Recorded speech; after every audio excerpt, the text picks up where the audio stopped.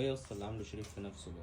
مش عارف يا اسطى، شكله بيقولوا ان هو اشترى موبايل جديد. ايه يا عالم يا فجر يا اللي مش لاقيين تاكلوا يا مجتمع يا فجير. في ايه يا اسطى؟ انتباه وانت بتكلم صاحب الايفون. انا اشتريت ايفون. ايه انت ده بتتكلم ده بقى مجتمع يا يا عم يا فقراء يا اللي مش لاقيين تاكلوا. فقرك مين يا عم؟ يا اللي بتوع انت عامله في الاندرويد نفسك يا ده؟ معفنين يا اللي ماسكين اندرويد يا مجتمع يا منحط. بس انتباه وانت بتكلم صاحب الايفون. ايه يا عم انتباه بس بقى يا عم. جبت ايفون 17 برو ماكس. انتباه يا عم. انت بترد عليا وانا معايا ايفون. انت بترد عليا. خلاص. وبعدين ايه ده؟ انتوا بتشربوا عصير برتقال؟ فين العصير التفاح؟ فين العصير التفاح؟ يا عم ايه ده يا عم؟ انتوا بتشربوا ميه؟ مش بتشربوا خل تفاح؟ مش بتشربوا خل تفاح ليه؟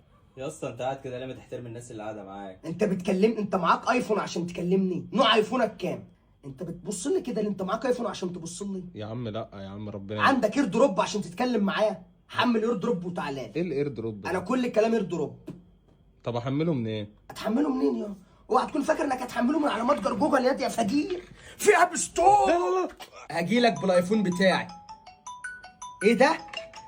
ايه الرنه المعفنه دي؟ ايه القرف ده؟ ايه يا عم مالك؟ هو لسه في رنه معفنه كده؟ ده رنه مين؟ ايه رنه الاندرويد المعفنه دي؟ الرنة هي يا لسه في اسطى رنه ايه؟ اندرويد. حط رنه الابل، حط رنه الابل، حط رنه الابل، حط رنه الابل يا فقراء.